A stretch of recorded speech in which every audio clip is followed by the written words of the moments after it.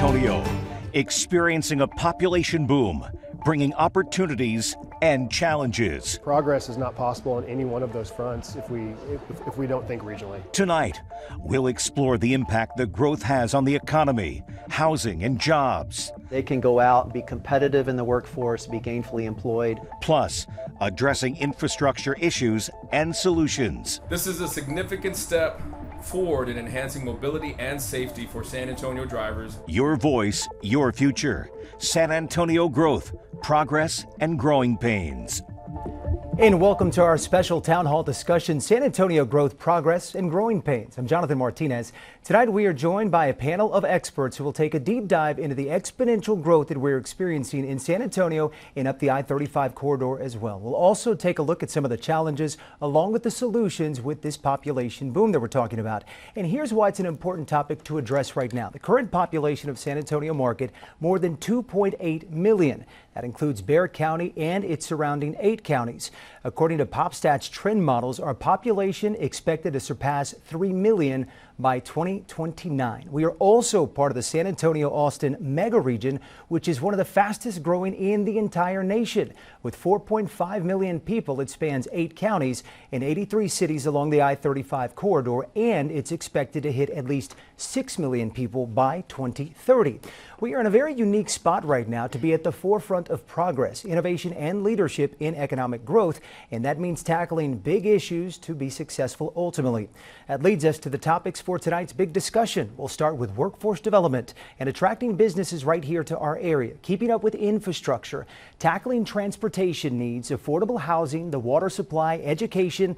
We'll also be touching on the topic of education. Let's go ahead and introduce you to the panel tonight. We will start. It's going to be right to left. We've got Sarah Rush, the Chief Economic Development Officer with Greater SATX. Michelle Boggs, the Senior Vice President of Economic Development for the New Braunfels Chamber of Commerce.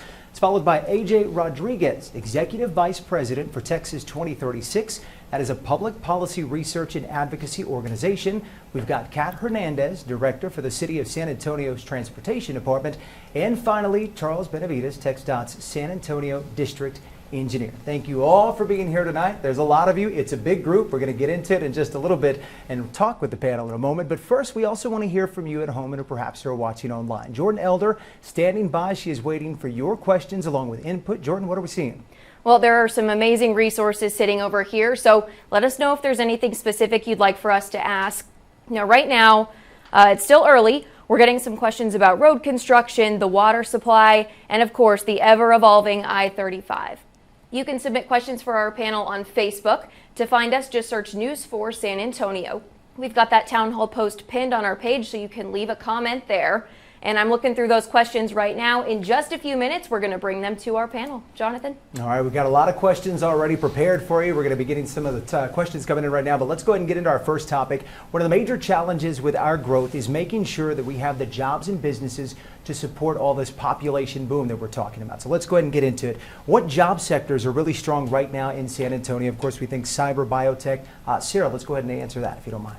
Fantastic. Absolutely. You are on point. Our growing sectors at the moment: advanced manufacturing, life sciences, cybersecurity, financial services as well. And we're always trying to recruit additional headquarters to the region. All right, let's talk. Anybody else want to chime in with what's hot right now for San Antonio? Sure, I'm happy to. There you go. Well, I mean, you have to think about Texas as a whole first. If we were a country, we'd be the 8th largest economy in the world. And so I guess over 1,100 people are coming to Texas every day, moving here, and they want to be here. And so if you're moving to Texas, this is a great place to be. And so companies follow that. They want to come where the workforce wants to be. And so we're seeing all the same sectors that San Antonio is. Speaking of bringing businesses right here to our area, what's coming here? What do we need to do more of? What makes us stand out among, I guess, everybody else? AJ? Well, I want to also piggyback on what Sarah said. I think there's some tremendous opportunity with our corporate relocations that are happening here that Greater SATX is largely responsible for. But in addition to the industries that she mentioned that are outlined in the economic development plan for the state, you also have military that's huge here in terms of 100,000 personnel that's responsible for carrying out our active duty, our civic duty missions from everywhere from BAMC as well to Brooke Army Medical Center to Joint Base San Antonio, what's happening at Randolph, Lackland. We have so many individuals that train here each and every single year. That's probably one of the best hospitality tourism programs we have, which is another industry. We've got a new director that wants to put more heads in beds. So really exciting time for San Antonio. We're really putting together the promise of what we can be for the future. And as Michelle said, we're 31.5 million people today across the state. And we're projected to grow another 4 to 5 million between now and 2036, our state's bicentennial, which our organization is named after. So exactly, the Census Bureau talked about, or Texas Demographic Center says we're at 1,542 people every single day that are coming to San Antonio, or rather Texas in general, and 24,000 new residents as of last year in Bexar County. So just enormous, spectacular growth that we should be taking advantage as it relates to the workforce. All right, and I'm not sure if you saw my question already, but that was the next topic that I was going to talk about, the idea of Military City USA. Sarah, I guess I'd ask you this question. What are we doing to keep those folks here when it comes to military personnel? Absolutely. It's really impressive the kinds of investments that are happening both at the community level but also within our military ecosystem here within the region.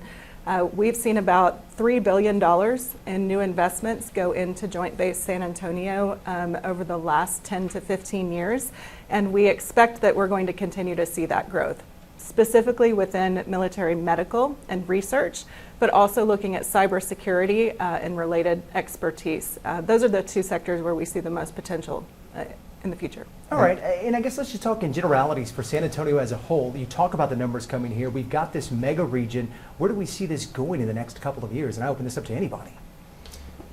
I'll just comment as well on UTSA getting Texas Cyber Command this last week from the state legislature. That's a $100+ million investment that will be put here in San Antonio. Outside of Virginia and DC, we're the second largest location for the predominance of cyber. And that gives us an enormous opportunity, not just in San Antonio, but as we talk about the mega region and how we cooperate with Silicon Hills up in Austin and all the opportunity with transferability with workforce, there's great opportunity there as well. All right, we also have a couple of other people on the panel. We got a whole lot more to talk about. Later in this town hall, we'll be discussing how our communities are educating the next generation of the workforce, along with what is lacking. There you go, viewer poll. That's also what we want to talk about right now. We do want to hear from you as well. What are the most important issues to address right now as San Antonio continues to grow? That right there is a look at the results so far. An overwhelming 55% of you weighing in right now saying infrastructure and mobility. That's going to be followed by 20% who say housing, availability, and affordability. You can scan the QR code right there on your screen to also weigh in. And again, we've got that question for you posted at the top of our Facebook page where we'd hopefully get a whole bunch of questions from you. But first, let's go ahead and, speaking of, take some questions from the panel. Stay tuned. We've got more questions for the panel coming in. We'll be back in just a moment.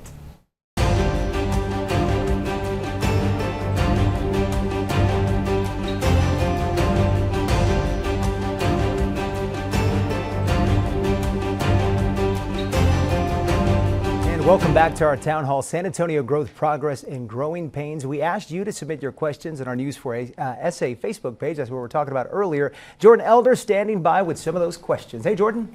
Well, Jonathan, traffic and construction are always hot topics that we hear about, and the responses are echoing that. So this first question is inspired by a comment from Caitlin. She says there are so many projects going on all the time, and I know you all are probably hearing about projects that people would like to see all the time. How are the decisions made about which ones get priority? How do you pick what to do first? All right, so I guess I'll take that one. Go for it. Really great question, Jordan. Thank you for asking that. So at TxDOT, what we look at is we look at traffic demands. So for instance, you'll see a lot of projects right now on I-35 and 1604. So good example when you talked about population growth. Right now on I-35, we see about 200,000 vehicles per day that use that corridor. So it's a very big corridor, not just for the San Antonio region, but also for statewide connectivity from Laredo all the way up north to Dallas. So we see 200,000 vehicles per day on that road. So if we did nothing right now, we would see travel time skyrocket if we didn't build projects to facilitate that demand. Same thing with 1604. 1604 right now we see about 150,000 vehicles per day. We expect that to double in 20 years. So the projects we're currently working on right now on 1604 and I-35 are designed and built to handle that in the next 20 years. So that's how we prioritize those particular projects. And from a City of San Antonio perspective, we look at a couple of things. One is about mobility, trying to create that connectivity. So some of the projects that we're prioritizing include our partnership with VIA and working on their advanced rapid transit lines, making sure that they have that north-south connection along San Pedro, bringing that to fruition, as well as the east-west connectivity. The other thing that our department looks at is making sure that our infrastructure is safe for our pedestrians, for our cyclists, for those that are driving, for those that are using the bus. And so if critical factors that we look at is high deaths and fatalities and injuries that are on those roads, so we can prioritize. Funding is a huge thing that determines what that priority is. So if the funding is in place, those critical factors are there, that's what we prioritize. All right, definitely good insights here. That was really interesting for me to learn as well. We are going to keep monitoring here on social media, so if you have other questions that you'd like answers, feel free to let us know over on Facebook. All right, Jordan, thank you so much for that. Again, the discussion is going to continue. We will check back in with Jordan a little bit later. Coming up, we're going to be talking about infrastructure and keeping up with the demand. Of course, our panel will be weighing in just a moment.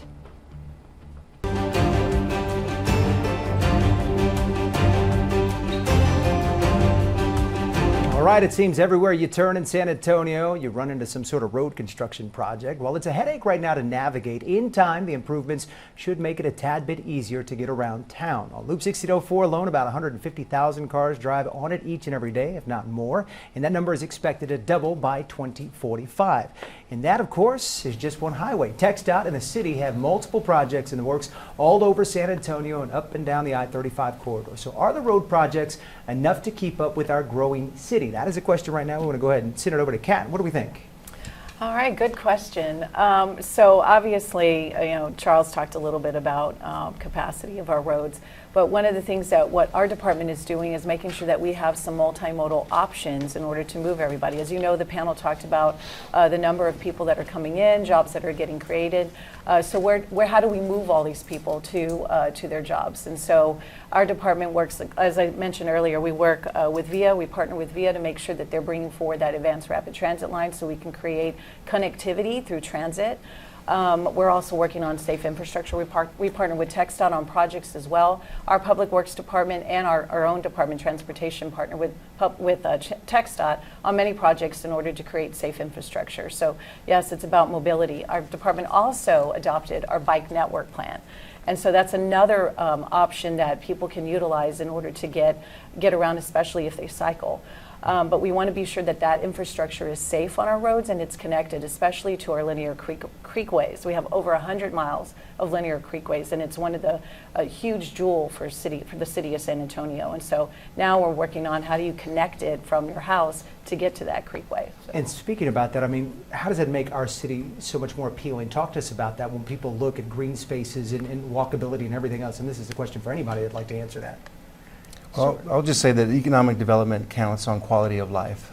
So those amenities that Kat was describing in terms of the mobility, getting people home sooner to their families, making sure they have parks to take their kids to, the ability to engage in the community and be immersed in the community is what it's about. So this is a holistic approach. It can't just be, let's go out and recruit these jobs and retain these jobs. It's about education, it's about infrastructure such as water security, transportation, the mobility that she described.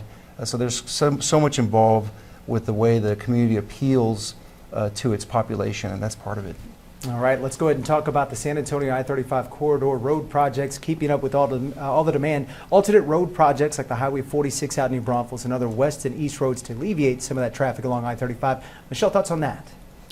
Yeah, at the Chamber, we're advocating for, you have to think regional when you think transportation. And you look at the I-35 corridor growing so much, but you also have I-10, which in certain portions of I-35 runs parallel. So expanding and improving Highway 46 from I-35 in New Braunfels to Seguin is a top priority for us and one that we'll be advocating for pretty heavily. All right, let's talk about the idea of toll roads between perhaps Austin and San Antonio. Sometimes I think it's like a word that perhaps people don't really want to hear about. Thoughts overall on toll roads? Could we see some more of that, or? The answer is no. Okay, good. No, we don't want to see toll roads here. I think so. One thing you mentioned earlier, and to kind of touch base on what was said earlier, is keeping up with the growth. I-35. One thing we have, the current project we have is broken up in 5 segments, and right now, once that project is built out, about 2028, 2029, when we're finished with the full corridor, the elevated lanes, we're expecting that to handle traffic for the next 20 years. But not only that, it's going to reduce congestion by about 40% on 35, 76% on 1604.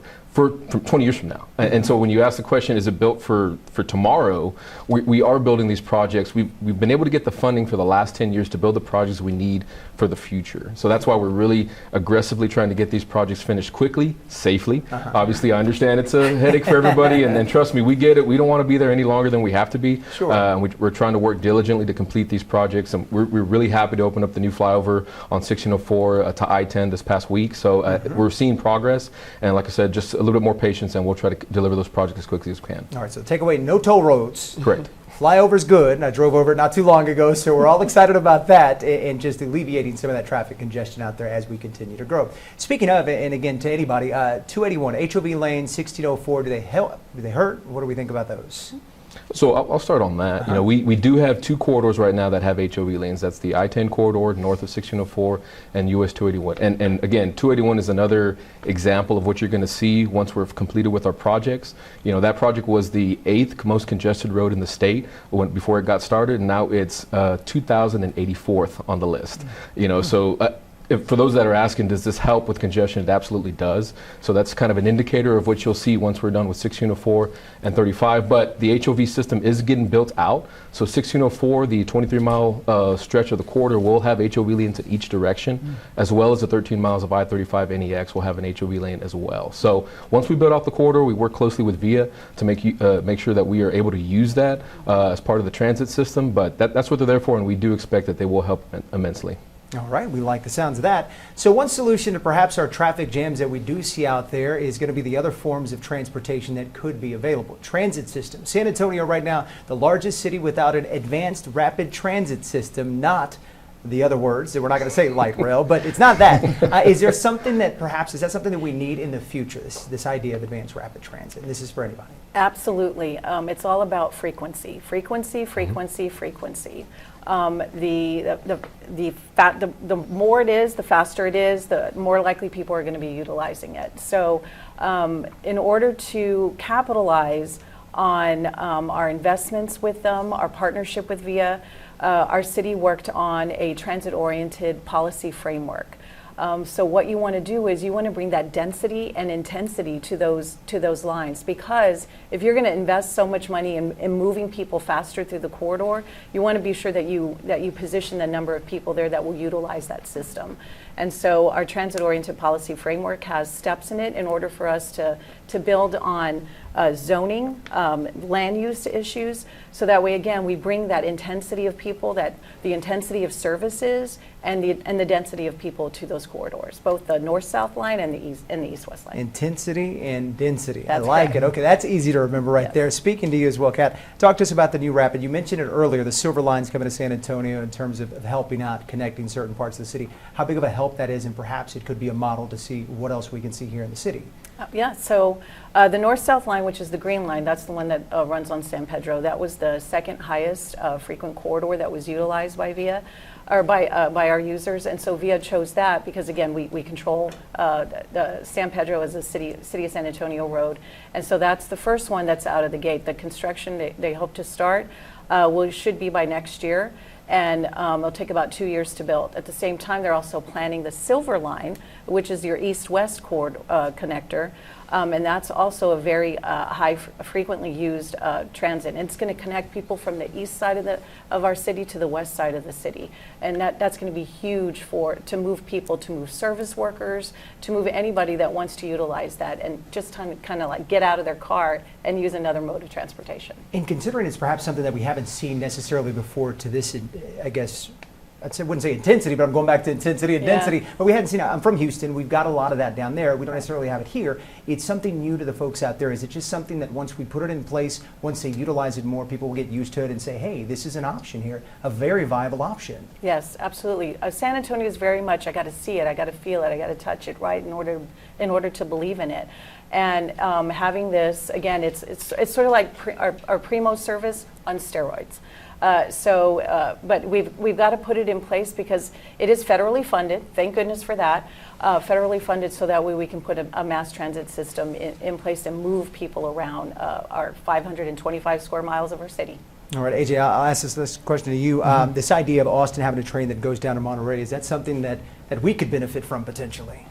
Well, I think overall, just the mega region, as we think about San Antonio's position as it relates to trade specifically, I mean, we're at the crossroads of America. I-10 goes all the way from California to Florida, and then you have I-35 that goes all the way to Laredo to the Great Lakes and up into Canada and Mexico.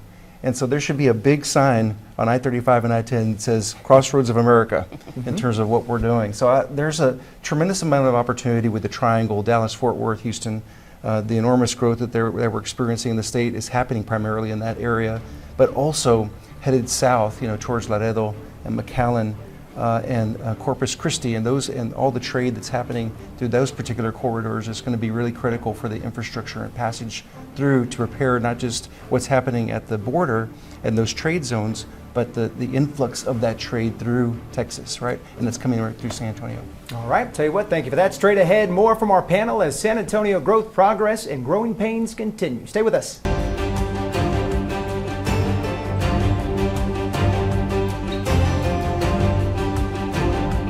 All right, welcome back, and thank you so much for staying with us for San Antonio growth, progress, and growing pains. You've seen the first half hour. We've got a whole other half hour to go. So far, we've covered several topics from workforce development to infrastructure and a whole lot more. Let's go ahead and talk about affordable housing, water, and other resources, along with education. Let's go ahead and reintroduce our panel once again. It's Sarah Karavias-Rush, the Chief Economic Development Officer with Greater SATX Regional Economic Partnership. Michelle Boggs, the Senior Vice President of Economic Development for the New Braunfels Chamber of Commerce, followed by AJ Rodriguez, Executive Vice President for the Texas 2036 Public Policy Research and Advocacy Organization, Kat Hernandez, who is the Director for the City of San Antonio's Transportation Department, and finally at the end there we've got Charles Benavides, TxDOT's San Antonio District Engineer. Thank you all so much for hanging out with us. Like I said, half of it's down, we got the other half to go. We certainly appreciate y'all being here and all of the insight. So whether it's a house, an apartment, condo, maybe a townhome, whether you own or rent, housing is certainly a necessity, and finding an affordable place to live,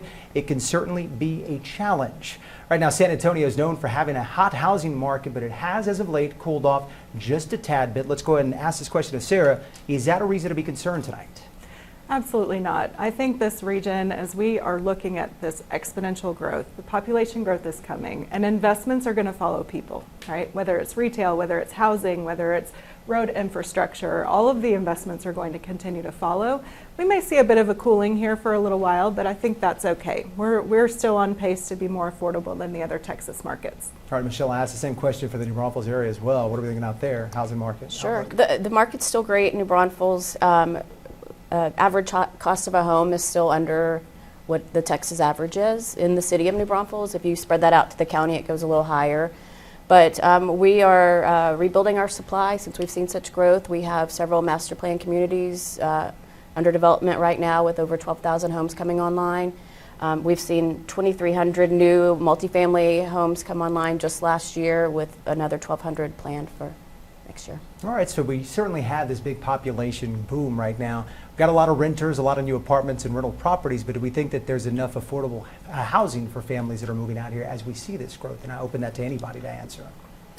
Right now the state's about 300,000 units short in housing, and there's been some movement, not just with local government. The city of San Antonio adopted minimum lot sizes a while back in order to promote more dense growth, as Kat was mentioning.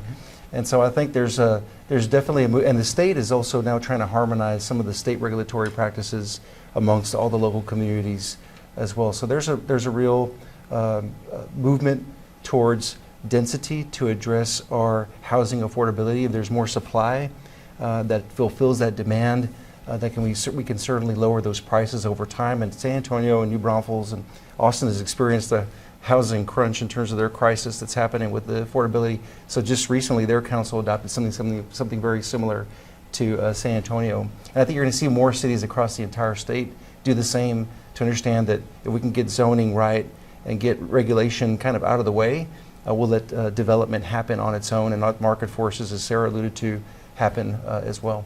You know what, speaking about New, go ahead, I'm sorry. I was just going to add, I mean, as a region, right, we still have significant capacity. And so, yes, we're talking about City of San Antonio or City of New Braunfels, but when you look at the big picture, the 2.8 million people in our region, the growing 4 million population of the mega region, there's plenty of space in between for continued housing growth. But I think, to your point, the ability for communities and cities to attract people in and maintain that affordability is going to be crucial. And you know what, that was one of the things I wanted to talk about. New Braunfels housing market and demand right now, creating new communities like Mayfair, I believe it is. Yes. And then just recently we reported about a new 4-story mixed-use condominium development in the works out in New Braunfels as well. Is this going to be the new norm for New Braunfels and just overall in our area, what we think?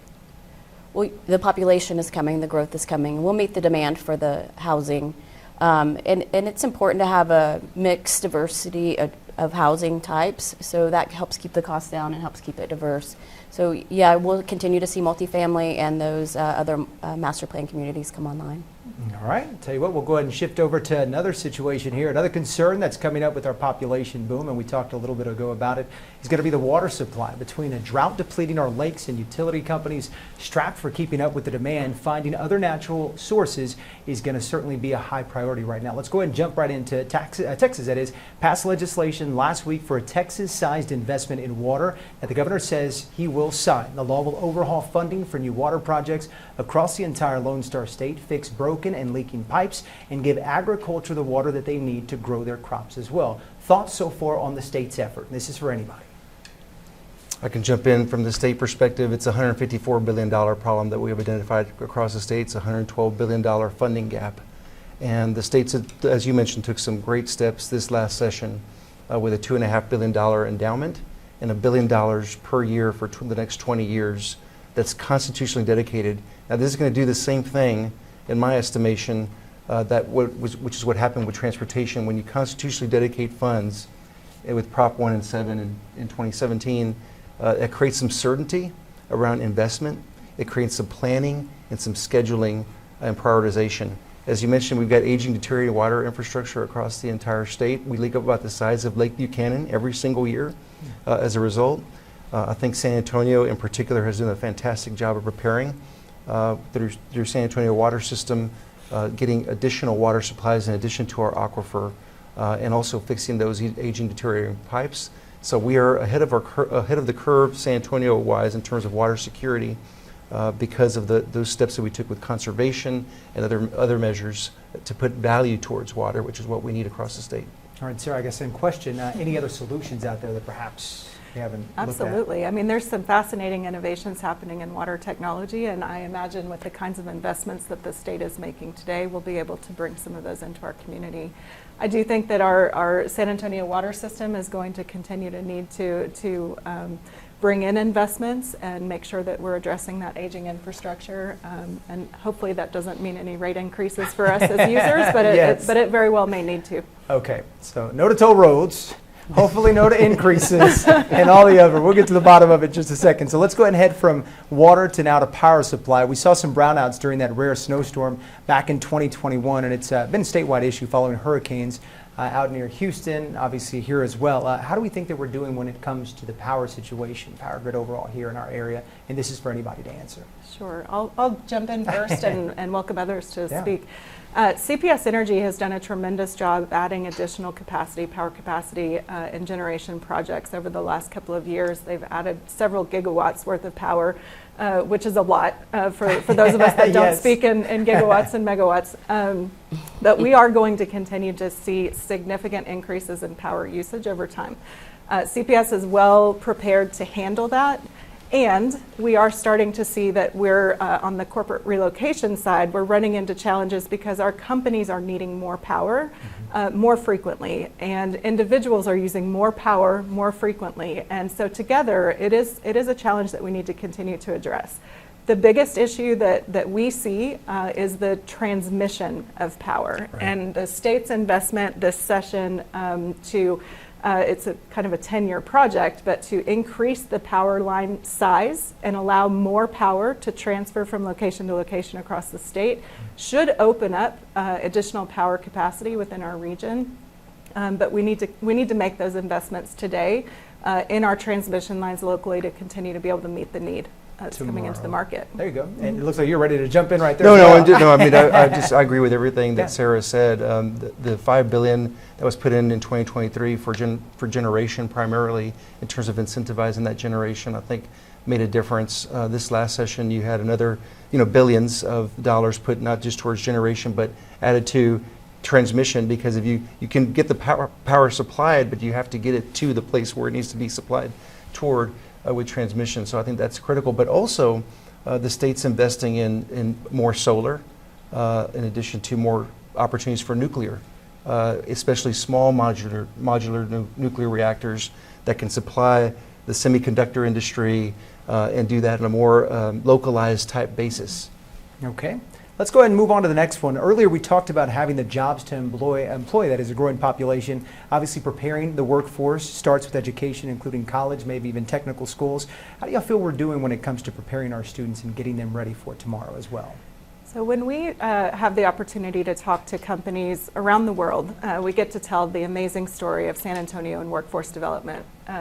Site selection consultants, the people that advise companies on where to go, look at what we're doing here in this region and say we're top of the class. What we're doing in terms of how we've invested in our people, whether it's through programs like Ready to Work, whether it's through bringing in additional infrastructure in our regions like Texas State Technical College, Alamo colleges, in our university ecosystem, we're doing a tremendous job. Now, educational attainment as a whole within our region continues to be a challenge for us, and we're going to have to lean in and continue to invest in education and workforce development to hit that number.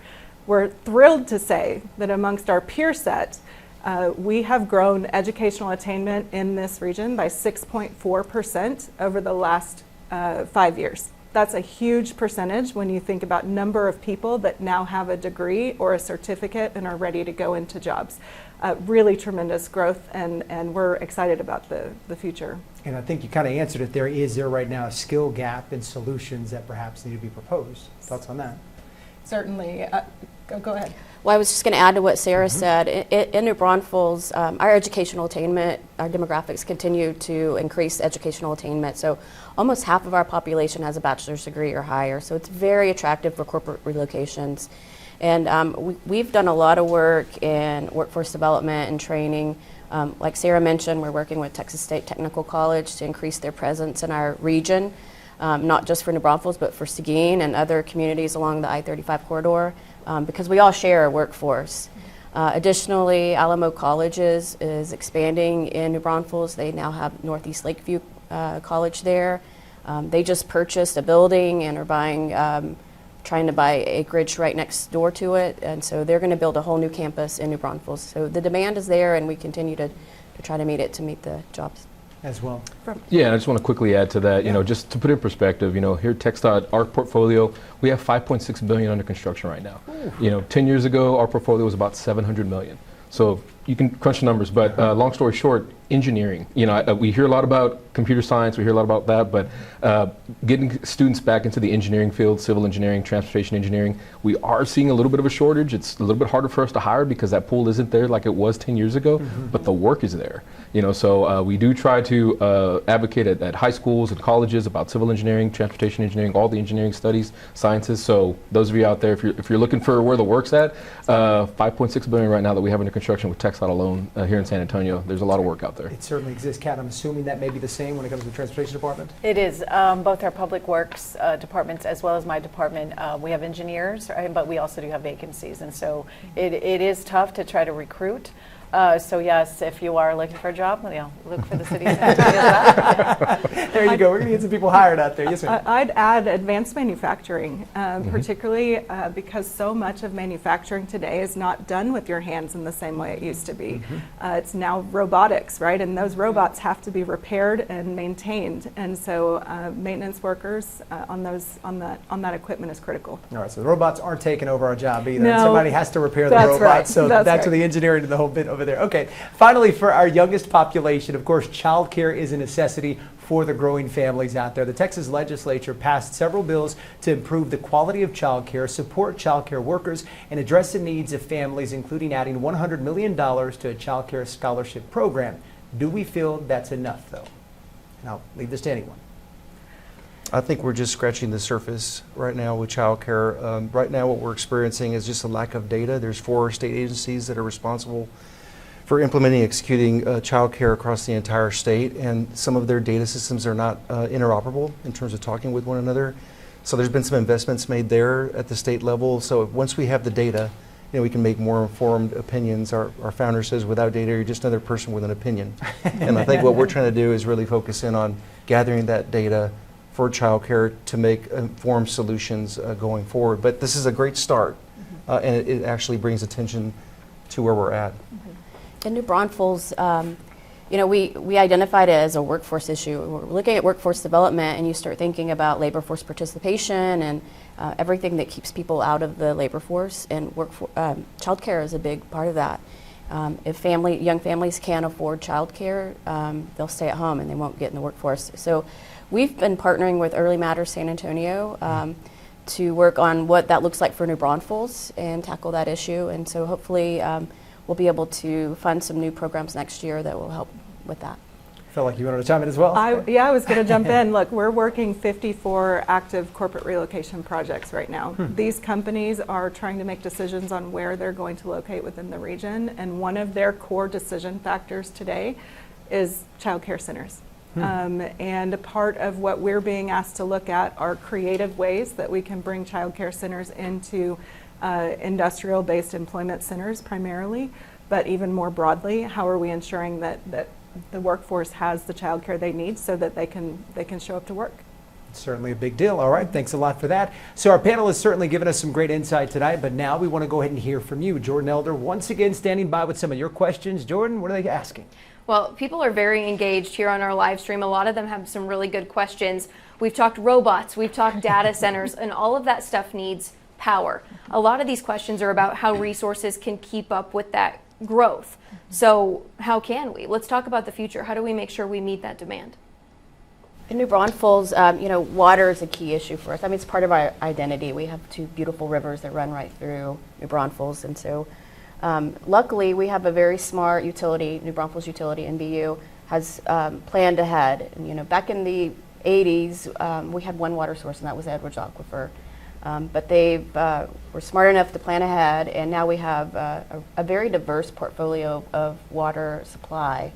And so we're not just draining the Edwards Aquifer or the Canyon Reservoir, we have a diverse supply of water. So that is projected to keep up with the current growth until 2042, and with conservation up until 2063. Nothing changes right now, and we have all of our projections correct. On the power side, again, we're going to have to invest in all forms of power generation and all forms of transmission projects if we're going to continue to meet the demand. We're seeing that happen here within this region. I think, again, we're very well positioned on this issue, but it is something that we have to continue to lean in on. It's everything and above. We need solar, we need nuclear, we need, we're looking at on-site natural gas generation for certain projects. There's now, all kinds of green technologies that are coming online to help make it easier for, particularly on the corporate side, for these companies to power these high needs projects. And I'll be interested to see what they develop in the next few years too. It feels like there's a new innovation on this every day. Indeed.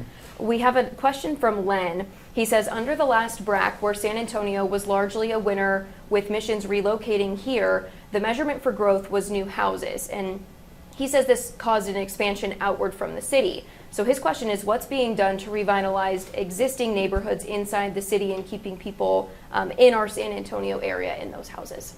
I can chime in first. So the city of San Antonio worked on a comprehensive plan several years ago with SA Tomorrow. Part of SA Tomorrow, and this was led by our planning department, part of SA Tomorrow includes regional centers around our city, and that's where, again, where you want to position your density and your intensity into those regional centers.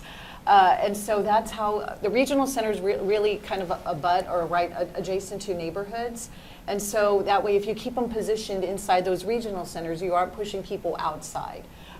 Because everyone wants to leapfrog. Land is cheaper outside. There's no zoning outside of the city of San Antonio, and so that's why development ends up happening there. But bringing them back into the city, because that does put a stress on our infrastructure, right? You got to get those people to the new locations. Not all development will absorb that and build it. So again, those regional centers are key.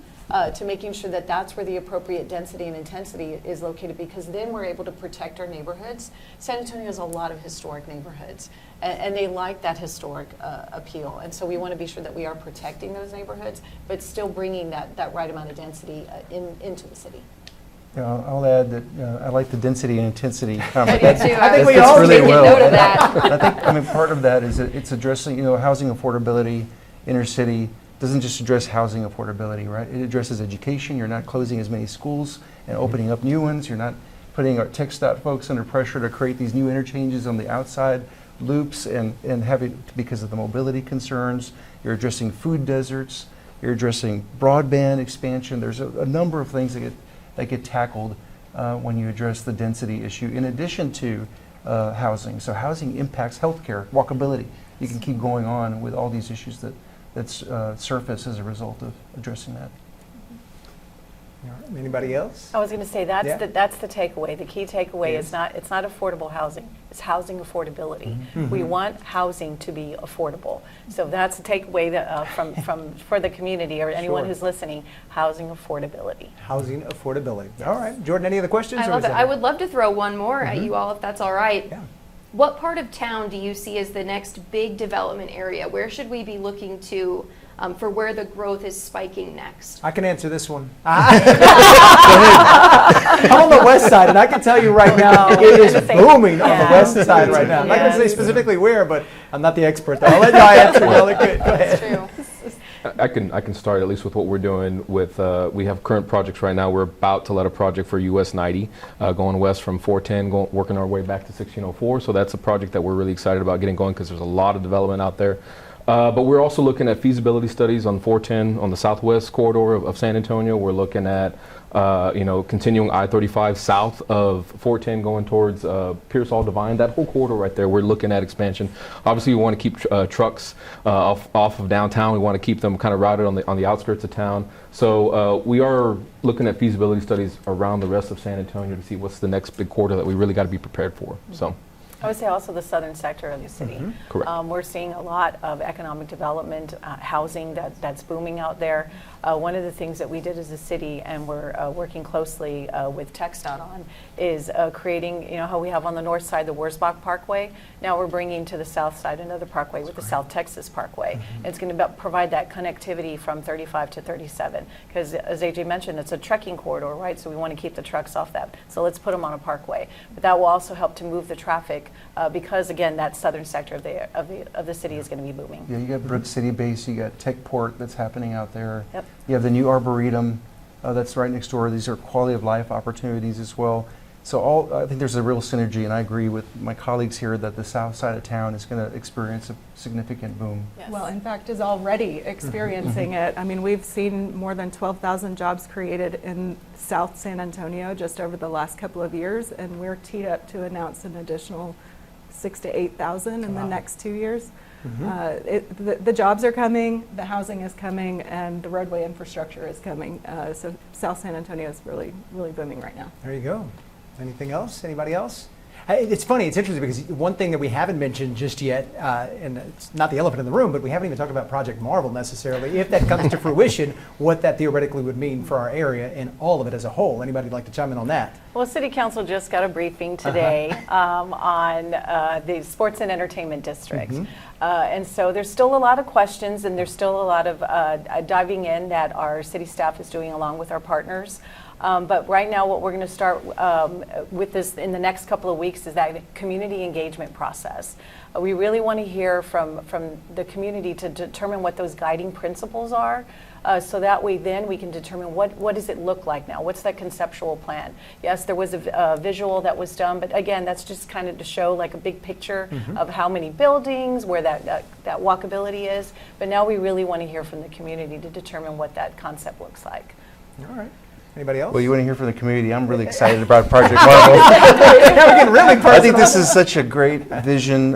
It puts us on the map significantly from my perspective, economic development wise and otherwise. I mean, it's international branding. The Spurs represent something to our community that is just so special. And you think of other communities. I mean, Austin, in and of itself right now, is investing significantly in itself. And I think San Antonio owes it to itself to invest significantly in itself if we're going to ensure this type of adaptation and be able to respond to this great opportunity and growth that we have. It comes with challenges. You know, we're ripping off the Band-Aid in terms of what we're doing with transportation and otherwise, but it's important because we're making progress. That's what's showing. I'd ask your viewers, which major city in the world are you most attracted to? And those are the cities that have this density, that have sports and entertainment, that are drawing people in, arts and culture that surround that. I think of all the major amazing cities in the world. We have the opportunity to be one of those. So we went from asking the viewers to ask questions to you giving the viewers a question. There you go. Very well done. I love it. And thank you all for taking the time to answer those questions from our viewers and for participating with us. If you still have questions, you can still go comment on our Facebook page. But Jonathan, we're going to send it back to you. All right. Thank you, Jordan, for that. All right. Let's go ahead and wrap it up for the most part. Living here in San Antonio and South Texas in general offers plenty of history, as we mentioned, culture, and a whole lot of fun as well. So what do we think makes San Antonio and the communities along the corridor so appealing for folks? Well, this region is especially unique. There's a sense of place, a sense of soul that you don't find in other Texas cities. I hate to say that, but the familiarity, who we are, our natural beauty, and then our hardworking people, the job opportunities. I mean, it's the whole package. I was going to chime in and say it's the people. That's what makes us appealing. I mean, we are, everywhere I would go, we always get told that, oh, people in San Antonio, people in Texas are just so nice. And so if we have that welcoming, friendliness to us, it just, exactly, that hospitality. People just naturally gravitate towards nice people. I would add, and I can speak for New Braunfels too, I think too, genuineness and authenticity is what, and that's what you're hearing here today. It's a 1 degree of separation here in many ways in terms of the way the community supports one another when there's crisis. Especially, they come together very quickly, collaborate to make solutions happen. Now, I'll add one more, and that's urgency without emergency. So I think we have an opportunity to be very strategic and intentional going forward about being more holistic and prioritizing what's important to San Antonio. How do we identify ourselves, not just outwardly, but inwardly? And what do we want to be going forward? All right. Tell you what, before we land the plane, I'd like to get some final thoughts from each member of the panel. Was there something perhaps we missed out on that maybe y'all like to mention? And we'll start from the top and move our way down.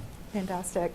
Well, I would just say that we are extremely well positioned. We've never been better positioned as a community and as a region. We're seeing that just in our pipeline and the number of companies and the types of companies that are exploring putting facilities here in this region. We're on track to see 8,000 new jobs come here to San Antonio this year. $5 billion in capital expenditure from corporate investments. So our time is now. It's a really exciting time to be in San Antonio. New Braunfels is in a unique position. It's between two huge metro areas that are growing like crazy and coming together, and New Braunfels happens to be right in the middle of that. And to add to what AJ said, it's just a wonderful place to be. It's beautiful. The people are lovely. They're very proud of their history, their culture, and it shows. They're very civic minded and welcoming to everyone. Food's pretty good as well. We won't start with who's had the best tacos. Okay, we won't do that. But to that point, I would add with my colleagues, I'm so excited about the opportunity, the potential that our city has, and the promise that it owes itself to fulfill. Gosh, I don't know what more I could say, right, with that. Your chance, though. Exactly. I think that we're going to have some challenging times with some tight budget years, and so I would ask just the community to be patient. I mean, obviously we have a lot of needs and not a lot of resources, and as for the city of San Antonio, in order for us to make sure that we are trying to meet all of the demand, we just have to do it, with urgency without emergency, right? So we just got to continue to do that and push forward, and we just ask the community to work with us. All right, and Charles? Yeah, so really excited that the projects we have going on, they're what I call generational projects. They're going to be, once they're complete and put 2027, 2028 as kind of that marquee there, because that's when we expect a majority of 35 to be finished and a majority of 1604 to be finished. It's just going to continue to position the region to be competitive, to draw people, and really I think you said what makes San Antonio unique is quality of life. And TxDOT, and obviously working with the city and other partners, we want to make sure we can ensure people can enjoy the quality of life, enjoy the arts, the culture, the parks, and everything like that, and get around the community efficiently and safely. For us, safety is the biggest portion. We want to make sure people can traverse the city safely and have a good quality of life here in the region. All right, and with that, here's one last look at our viewer poll question for the night. What's the most important issue to address as San Antonio continues to grow? That right there is a look at the results. Hadn't changed too much. Infrastructure and mobility, as we just talked about, it's going to be at the top at 55%, but we'd like for you to also weigh in. Scan that QR code right there that you see on your screen to let us know what you think. And we'd like to thank our entire panel. Thank y'all so much for being in here today. It was a good conversation, enlightening. We had a whole bunch of, what was it again? It was intensity and density, Yes. and emergency and urgency. Urgency without emergency. Without emergency. Okay, there we go. Now we got it. Well, thank you so much for coming in today. We certainly appreciate it. Very insightful panel tonight. And thank you so much for watching as well. Sinclair San Antonio is here for you. We'll continue telling the stories and discussing the topics that impact you and our community each and every day. Again, thank you so much for joining us for our special town hall, San Antonio Growth, Progress, and Growing Pains. If perhaps you missed any part of this discussion, it'll be on our News 4 YouTube channel and our websites in its entirety. Join us back here for News 4 San Antonio at 10. That's when we'll see you next.